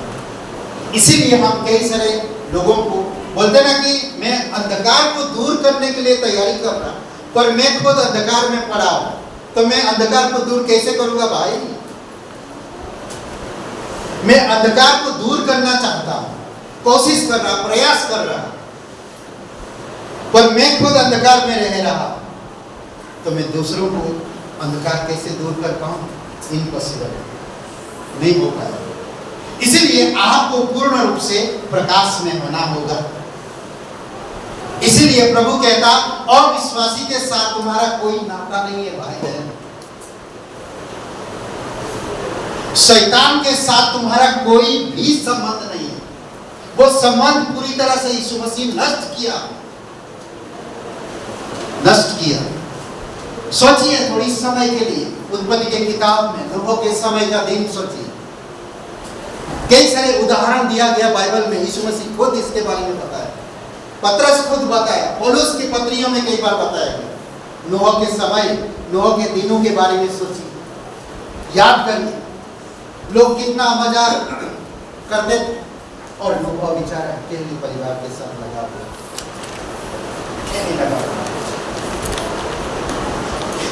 बुधवार के सभा में हम दो लोगों को देखते हैं तो हमें बहुत तकलीफ होता है। वचन तैयार करते, लोगों के लिए प्रार्थना करते, परमेश्वर बुधवार को लोगों को लेकर आओ, कलीसिया में, क्लास में लोगों को टीचर तैयार करो पिता कि लोग सीखे और बढ़े। आज तक कभी कोई इंसान कहा नहीं कि मैं शनिवार को आ जाऊं पास्टर जी को थोड़ा मदद करूं। किसी ने भी नहीं कहा आज तक, क्योंकि हमारे पास समय ही नहीं, और समय है तो हमारी कुटुंब के साथ हम बिताना है, परमेश्वर के साथ बिताना है। ना दूर है, पेट्रोल कितना महंगा है। जब आप दूसरों के बारे में सोचो, दूसरे लोग आपके बारे में सोचो, परमेश्वर आपके बारे में सोचे। कई बार हम लोग नहीं समझ पाते। समझ रहे? एक बातें कहता है, हमें मूलत थोड़ा सा परिचय, हमें मूलत क्या मसीह के गवाह होने के लिए बुलाया गया। आपको मुझे हमारी घर बनाने के लिए नहीं बुलाया गया, हमें बुद्धि समझ प्राप्त करने के लिए नहीं बुलाया गया, हमें प्रसिद्ध इंसान बनने के लिए नहीं बुलाया गया। कहा कभी बाइबल में मैं तुम्हें प्रसिद्ध बनाऊंगा इसीलिए मैंने तुम्हें बुलाया? कहा कभी नहीं। मैं तुम्हें एक्टर, कलीसिया में एक्टर बनाने के लिए बुलाऊंगा, मैं तुम्हें एक अच्छा लीडर बनाने के लिए बुलाया? नहीं, कभी नहीं कहा। सिर्फ एक ही चीज कहा गया, यीशु की गवाह बनो, यीशु की गवाह बनो, यीशु की गवाही लोगों तक पहुंचा दो। समझ रहे हैं? मसीह के गवाह होने के लिए बुलाए गए, और हमारी गवाह का उद्देश्य प्रभु के लिए लोगों को जीतना है। हमारी गवाह का उद्देश्य क्या है? प्रभु के लिए लोगों को जीतना है, परंतु यह व्यक्तिगत बोझ से किया जाना चाहिए, दूसरों के द्वारा दबाव डाले जाने से नहीं। व्यक्तिगत बोझ होनी चाहिए। अगर व्यक्तिगत बोझ आपके पास नहीं है तो कोई भी काम में आप सफल नहीं हो पाएंगे। बोझ बना चाहिए। आप एक बोझ ले रहे कि मुझे आत्मा जीतना है और मुझे सीखना है, यीशु के पीछे चलना, कड़ी मेहनत करना, तब जीत पाओ। होता क्या? कभी कभी आप लोग, शायद मैं आप लोगों को नहीं बोल रहा हूँ, मैं जानता, जब हम सीखेंगे नहीं, कड़ी मेहनत करेंगे नहीं, हम किसी को सही तरह से बता नहीं पाएंगे, सही तरह से बता नहीं पाएंगे। फिर बता दो, यीशु मसीह बहुत प्यार करता है, उसने बड़े बड़े चमत्कार किया है। क्या चमत्कार किया? वो पूछेंगे कहाँ किया? बाइबल किधर अध्याय दिखाओ, मुझे पढ़ के सुनाओ। ढूंढ रहे मिल नहीं रहा, क्योंकि हमें पता नहीं कहाँ, पर इतना मालूम है चमत्कार किया। कई बार होता है उत्पत्ति को अच्छा से पहचानो, उत्पत्ति से शुरुआत करते, कई बार परमेश्वर की प्रेम से शुरुआत करते। यीशु मसीह स्वर्ग छोड़ के इस धरती पर क्यों आए? भाई हमारी पापों के लिए यीशु क्यों मर गए? कई सारी चीजें हैं ऐसा जो हम बता नहीं पाते हैं, और बताते बताते हम लोग सांसारिक चीज में चले जाते। फटाफट इधर बताएं, यीशु के पास आओगे तो ये मिलेगा, वो मिलेगा, खाने मिलेगा, मिलेगा, चले संसार बड़ा अच्छा, नौकरी मिलेगा, अच्छा नौकरी मिल जाएगा, पक्का मिलेगा। आइए, सुसमाचार रहेगी या वैसे की वैसे? क्यों? क्योंकि हम लोग सही तरह से समझ नहीं पाते। रोमियो का 9 अध्याय में, बंद करने से पहले, रोमियो का 9 अध्याय में जो हम लोग वचन पढ़े, आत्मा को ना जीतने के कारण, कैसे बोझ की कमी होने के कारण। इंसान आज विश्वासी जरूर है, परंतु उनके अंदर बोझ नहीं। यहाँ पर कहता, मैं मसीह में सच कहता हूँ, झूठ नहीं बोल रहा। मेरा विवेक भी पवित्र आत्मा में गवाही देता है कि मुझे बड़ा शोक, शोक का मतलब दुख होता है, मेरा मन सदा दुखता रहता है, क्योंकि मैं यहाँ तक चाहता था कि अपने भाइयों के लिए जो शरीर के भाव से मेरे कुटुंबी है, स्वयं ही मसीह से साबित हो जाए। मैं खुद उनके लिए साबित हो जाता है यीशु मसीह, ताकि वो लोग उद्धार पाए। मैं रोज उनके बारे में सोचता हूँ, मैं रोज दुखी होता हूँ, मैं परेशान होता हूँ, रोज के रोज दुखी होता हूँ कि मैं उनको ला पाऊँ। बोझ नहीं है लोगों के पास, विश्वासी लोगों के पास बोझ नहीं है। बोझ का मतलब क्या? बोझ का मतलब क्या? बोझ का मतलब बोझ पत्थर उठा के बैठ जाओ नहीं। बोझ का मतलब है कि क्या बोलते हैं, लक्ष्य के प्रति लगन नहीं हो, जो आत्मा को जीतने के प्रति मुझे खुशी नहीं है मेरे अंदर। आत्मा को जीतने के लिए मेरे अंदर खुशी नहीं। बोझ कुछ भी हो, कैसे भी हो, मुझे जाना है। अगर आप मान लो ना कि मुझे यूहन्ना का पहला अध्याय पूरी तरह से दिमाग में बाय हार्ट करना है, तो कर लोगे। मुझे इसी साल किसी भी हाल में 3 लोगों को प्रार्थना करूंगा, विनती करूंगा, परमेश्वर के ज्ञान को सीखूंगा, कड़ी मेहनत करूंगा। 3 लोगों को सिर्फ इस साल में कलीसिया में लाऊंगा, और वो विश्वास योग्यता से बढ़ेगा।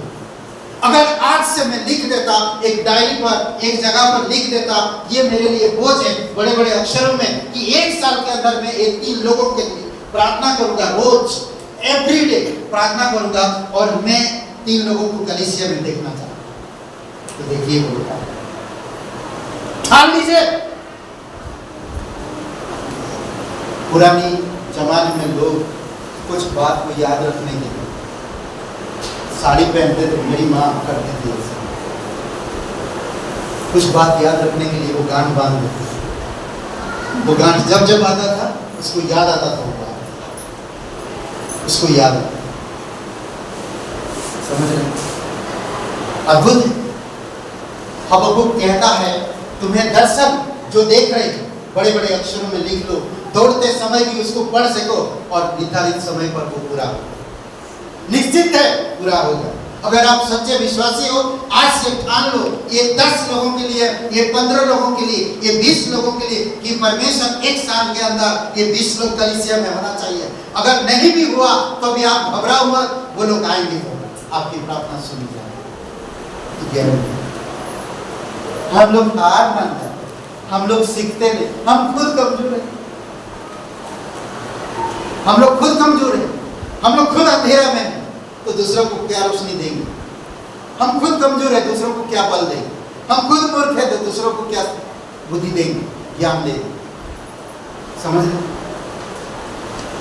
दुख मेरे लोगों के लिए दुख, रोना, शोकित होना, मैं परमेश्वर में श्रापित हो जब चलेगा, पर वो लोग उद्धार में आते। परमेश्वर मुझे पसंद ना करे चलेगा, परमेश्वर मुझे कुछ भी करे चलेगा, पर वो लोग उद्धार में आते। ये था बोझ परमेश्वर। मैं उनकी आत्मा बचा लूं, मैं उनको छुड़ा लूं, समझ, मैं उनसे डरूंगा नहीं, मैं उनसे भयभीत नहीं। आज लोग डरते हैं, अपनों से डरते हैं। कई बार बोलते हैं छोड़ दो उन्हें, प्रार्थना करो उनके लिए। 2 बार 3 बार बताए, नहीं सुने, लिस्ट बनाओ, उनको आपकी प्रार्थना लिस्ट में डाल दो, प्रार्थना करो रोज। क्योंकि हम रोज खुद प्रार्थना नहीं करते, तो उनके लिए क्या प्रार्थना करो?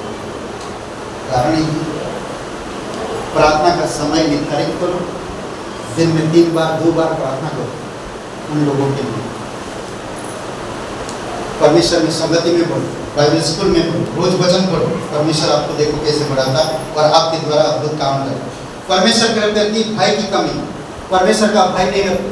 परमेश्वर को ऐसे समझते, धूल समझते हैं। परमेश्वर की धूल हम हैं। परमेश्वर को हम लोग मामूली समझते, मामूली। इसी कारण से हम लोग आत्मा को जीत नहीं पाते हैं। परमेश्वर का भय नहीं हमारे अंदर, इसीलिए तो हम समझा नहीं पाते लोगों को। परमेश्वर का भय का मतलब जानते, परमेश्वर का आदर, 2 कुरिन्थियों का 5:11। इसीलिए प्रभु का भय मानकर हम लोगों को समझाते हैं, प्रभु का भय मानकर लोगों को समझाते हैं। परंतु परमेश्वर हमारा हाल प्रकट है, परमेश्वर में हमारा हाल प्रकट है। मेरी आशा यह है कि तुम्हारे विवेक पर भी प्रकट हुआ होगा। और उसके कहता, मेरी आशा ये भी है, परमेश्वर में मेरा हाल पता है, मैं परमेश्वर का भय रखता, मैं परमेश्वर से प्यार करता। परमेश्वर का भय मतलब जानते क्या है? मतलब भय का मतलब क्या? मतलब आदर करना, सम्मान करना। किसी भी हाल में, अकेला रहूं या कलीसिया में रहूं या कहीं भी रहूं, ना तो ना मैं परमेश्वर का संतान हूं, ना तो ना हाँ तो हाँ मैं परमेश्वर के लिए करता हूं। मुझे कोई और केस नहीं लगा। परमेश्वर ने कहा पास्टर अभिराम तो उस जगह पे नहीं जाना तो नहीं जाना। परमेश्वर ने कहा तू झूठ नहीं बोल तो नहीं बोलना, तो नहीं बोलना। चाहे मुझे कुछ भी हो, फांसी लग जाए, मुझे बर्बाद कर दे लोग, चलेगा, पर मैं झूठ परमेश्वर में नहीं बोलूंगा तो नहीं बोलूंगा। मैं ठान लिया, मैं कमिटमेंट किया परमेश्वर के साथ, मैं कमिटमेंट किया, मैं उस लड़के की तरह नहीं बनूंगा जो बात सुनकर भी अनसुनी करते हैं, जो बात देखकर भी अनदेखे करते, जो शब्द सुनकर भी अनसुने करते, वैसा मुझे नहीं बोलना। उस लड़के की तरह नहीं, उड़ा पुत्र की तरह नहीं बनना। मुझे उस तरह बनना है जो परमेश्वर का भय रखता हुआ, उसका आदर करता हुआ, उसकी बात मानता हुआ और आगे बढ़ता। समझ रहे? तब देखिए परमेश्वर का भय नहीं हमारे, परमेश्वर को हम मामूली समझ रहे हैं। कभी कभी परमेश्वर का क्या कदर नहीं करते, कदर नहीं करते, आदर नहीं करते, सम्मान नहीं करते। इसी कारण से हम प्रचार नहीं कर पाते। समझ रहे?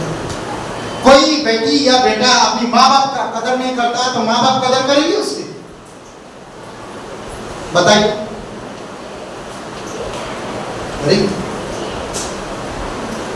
बार बार बोलेंगे कि गलत है बेटा, ये गलत है, मत करो, ये गलत है, मत करो। भले तुम हमें कुछ भी करो, पर ये गलत है। परमेश्वर भी वही करता है। हम सक्सेस नहीं हो पाते क्योंकि हमारा दिमाग एक ही जगह पे अटका हुआ है कि हम परमेश्वर का भय नहीं रखते। जो लोग परमेश्वर का भय रखते हैं वही सक्सेस होते हैं और बढ़ जाते हैं। एक आत्मा को जीतना, एक आत्मा की कीमत ना जानना, एक आत्मा की कीमत को ना जानना, ये प्रचार नहीं कर पाएंगे। इनके अंदर कमी है। आत्मा का कीमत क्या है जानते हैं? आप किस तरह से उद्धार पाए? देखिए एक वचन पढ़ते मत्ती का 16:26 में, यदि मनुष्य सारे जगत को प्राप्त करे और अपने प्राण की हानि उठाए तो उसे क्या लाभ होगा? या मनुष्य अपने प्राण के बदले उसे क्या देगा? क्या दोगे आप परमेश्वर? धन संपत्ति सब, अपनी शरीर। पहला कुरिन्थियों का 13 अध्याय में कहता, अगर मैं अपनी बड़े बड़े भाषा बोलूं, अच्छे धन संपत्ति मेरे पास हो, मैं शरीर को जलाने के लिए भी दे दूं, और किसी से प्रेम ना रखो तो खनखनाता हुआ पीतल की तरह हो, झनझनाता हुआ झांझ की तरह हो। तो यहाँ पर एक ही सब आत्माओं को अगर मैं जानूंगा नहीं, समझूंगा नहीं वो इम्पोर्टेंट क्यों है, तो मैं कभी भी उनको बचा नहीं पाऊंगा। कोई चीज को आप जानोगे नहीं, पहचानोगे नहीं, तो आप कैसे खरीदोगे? ले लोगे क्या? आंखें बंद करो भैया, वो साड़ी लेने देने साड़ी आंखें बंद करके नहीं लेते। आप अगर ऑनलाइन भी कोई शॉपिंग करते हैं तो 10 बार उसको देखते हैं, वो जूम करके देखते हैं, जूम करके देखते हैं, इधर देखते हैं, उसका देखते हैं, पल्लू देखते हैं, पल्ला देखते हैं, नीचे देखते हैं, ऊपर देखते हैं, सब चीजें देखते हैं, तब ऑर्डर देते हैं। आप नहीं देखते क्या? नहीं, हाँ तो फिर भी देख लेते, मंगा लेते,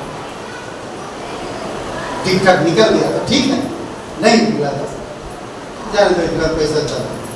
परमेश्वर कहता अगर तुम एक विश्वासी हो और तुम एक आत्मा को पहचानोगे नहीं कितना इंपॉर्टेंट है, तो तुम कभी प्रचार नहीं कर पाओगे।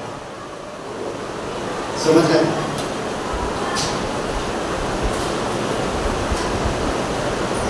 और सब कुछ अगर परमेश्वर को आप क्या दोगे, क्या दे सकते हैं? आत्मा के बिना कुछ भी नहीं दे सकते। हमारी जवाबदारी को ना समझना, हमें क्या जवाबदारी दिया गया वो ना समझना, ये आत्मा को ना जीतने की कारण है। हमारी जवाबदारी को ना समझना। रोमियो का 1:14, मैं यूनानियों और अन्य भाषियों का और बुद्धिमानों और निर्बुद्धियों का कर्जदार हूँ। पौलुस कहता है मैं कर्जदार हूँ इनका, यूनानी, अन्य भाषी और बुद्धिमान और निर्बुद्धियों का कर्जदार हूँ। अगर मैं नहीं बता रहा हूँ, कीमत चुकाने की इच्छा ना रखना, कीमत चुकाने की। कई बार हम अपनी कीमत को नहीं चुकाना चाहते हैं, इसी वजह से हम परमेश्वर को नहीं जान पाते। पहला कोरिन्थियों 10:33, जैसा मैं भी सब बातों में सबको प्रसन्न रखता हूँ और अपना नहीं परंतु दूसरों का लाभ ढूंढता हूँ कि वे उद्धार पाए, उसी प्रकार से दूसरे की कीमत को समझना, कीमत चुकाना, खर्च हो जाना उनके लिए। ओके, आत्मा जीतने के कारण हम अगली बार दूसरा पाठ करेंगे और आज इतना ही। तो अभी भेंट के लिए आइए, प्रार्थना करते हैं थोड़ा सा। पिता परमेश्वर प्रभु यीशु से हम धन्यवाद देते हैं, इसकी महिमा करते हैं। दयालु और करुणामय परमेश्वर, सारा महिमा धन्यवाद देते हैं। तेरी दया कृपा है परमेश्वर। जिस तरह अब्राहिम ने आपकी बातें सुना, आपकी आज्ञा माना और अपने बेटे को बलिदान करने के लिए तैयार हो गया, उसी प्रकार से हम हर्ष के साथ, खुशी के साथ आपकी आज्ञा मान सके। आप हमें बहुत धन्यवाद यीशु मसीह के नाम से मांगते हैं, आमीन।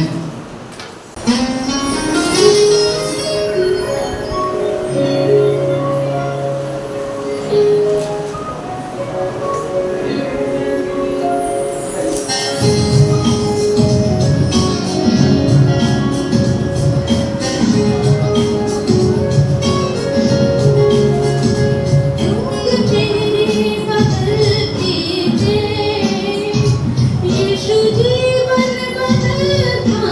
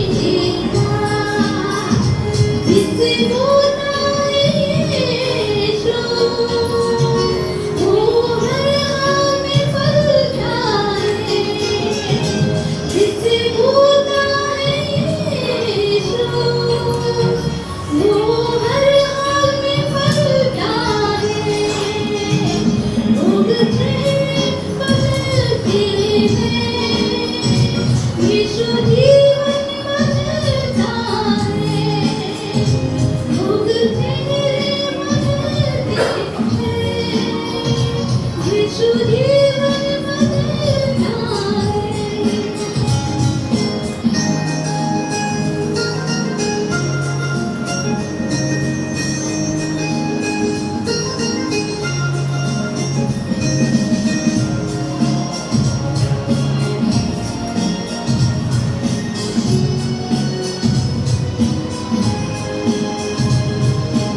सूखे हुए पेड़ को यीशु फल से भरता है, जो कर ना सका कोई यीशु वो करता है, यीशु वो करता है, जिसे छू जाए यीशु वो गिर के संभलता है, जिसे छू जाए यीशु वो गिर के संभलता है, लोग चेहरे बदलते हैं, यीशु जीवन बदलता है, लोग चेहरे बदलते हैं, यीशु जीवन बदलता है।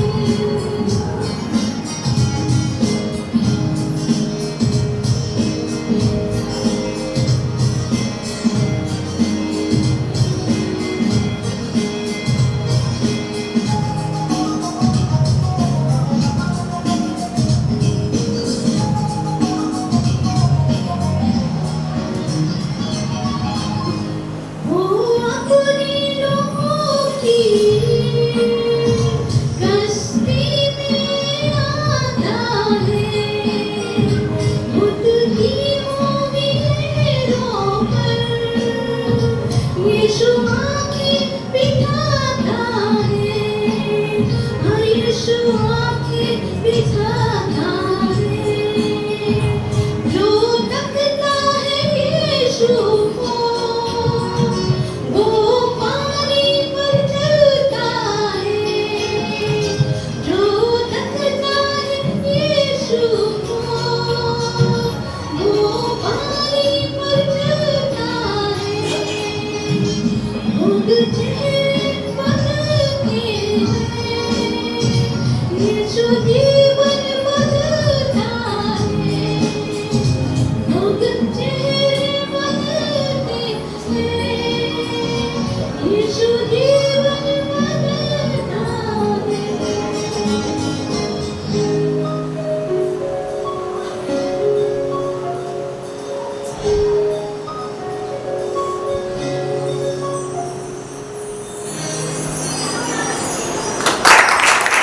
सबके सर झुके हुए हैं। अगर यहाँ पर कोई भाई बहन है, आप ये नहीं जानते इस जीवन के अंत के बाद कहाँ आनंद बिताएं। परमेश्वर सच्चा है, आकाश और पृथ्वी बनाने वाला वो हमारा सृष्टि करता है। वो जानता है कि हमारी जब मृत्यु हो जाती है तो हमारी आत्मा कहाँ जाता है। अगर हम आज प्रभु यीशु मसीह के बिना मर जाएंगे तो हम परमेश्वर से अलग होकर नरक में पड़ेंगे, परंतु अगर प्रभु यीशु मसीह को ग्रहण करते हैं तो एक दिन स्वर्ग में रहेंगे। परमेश्वर इसीलिए जगत से प्रेम किया और अपने इकलौते बेटे को स्वर्ग से इस धरती पर भेज दिया, और यीशु मसीह इस धरती पर आकर हम पापियों से प्रेम किया और हम सभी लोगों के लिए क्रूस पर बलिदान हुआ।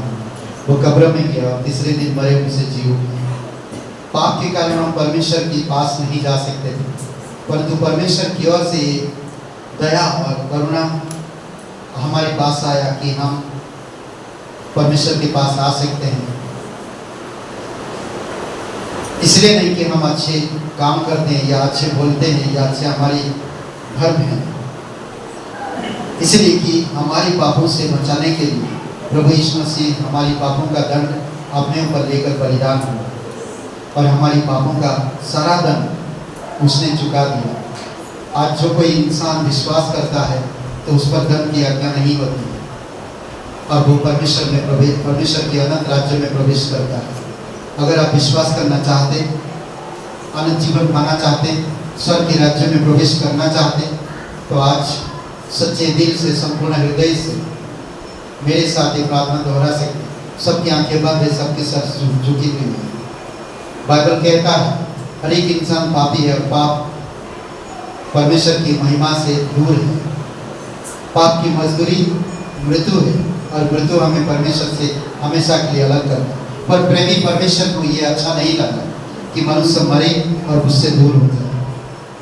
परमेश्वर चाहता कि मैं उनकी पाप की भुगतान करूँ और उसने स्वर्ग से उतर आया और इंसान बनकर हमारी ओर से क्रूस पर बलिदान हुआ और कब्र में गया और तीसरे दिन मरे उनसे जी उठे। वो जीवित है, हमारे बीच में मौजूद है। जो कोई इंसान एक बार विश्वास करता है उसकी पाप माफ होते हैं। अगर आप विश्वास करना चाहते हैं, उद्धार पाना चाहते हैं, सबकी आंखें बंद है, सबकी सर झुकी हुई है। पहले कभी ये प्रार्थना नहीं किए हैं, अगर आप प्रार्थना किए हैं तो करने की ज़रूरत नहीं है। अगर कभी भी आपने प्रार्थना नहीं की, कोई आपको नहीं देख रहा, अगर आप प्रार्थना करना चाहते हैं, उद्धार पाना चाहते हैं, तो आज अभी इसी समय मेरे साथ प्रार्थना करें। अपने मन में करिए, जोर से बोलने की भी जरूरत नहीं। परमेश्वर आपके मन को जानता है, परमेश्वर आपके हृदय को जानता है। अपने मन में कहिए, हे यीशु, मैं जानता मैं एक पापी इंसान, मैं खुद को नहीं बचा सकता, मैं धन्यवाद हूँ तो मेरे पापों के कारण क्रूस पर बलिदान हुआ, कब्र में गए और तीसरे दिन मरे उनसे जी उठे। हे यीशु, मुझे माफ कर दीजिए, मेरे हृदय में आई, मुझे नया जीवन दीजिए। तन मन से तेरे बलिदान पर, तेरे जी उठने पर मैं विश्वास कर, मुझे क्षमा कर दीजिए। तो पवित्र परमेश्वर एक लौता बेटा यीशु नासरी मेरा मुक्तिदाता,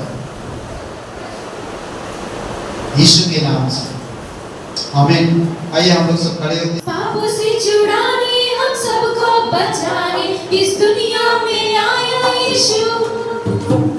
श्रापों से हटाने, दुख को मिटाने, क्रूस को उठाया यीशु। पापों से छुड़ाने, हम सबको बचाने इस दुनिया में आया यीशु। श्रापों को हटाने, दुख को मिटाने, क्रूस को उठाया यीशु। सबको मिटाने आया, खुशियाँ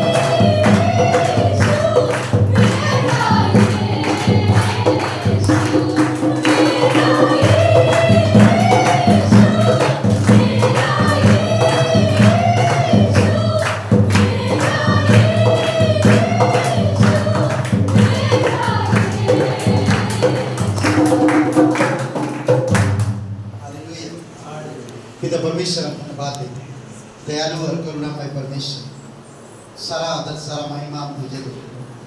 धन्यवाद देते पिता, हमारी सारी बीमारियों को, हमारी बेगारी को, हमारे बंधन को, हमारी हर एक गुनाहों को तू अपने ऊपर लेकर सब चीज़ों से तू आजाद किया हमें और छुड़ाया।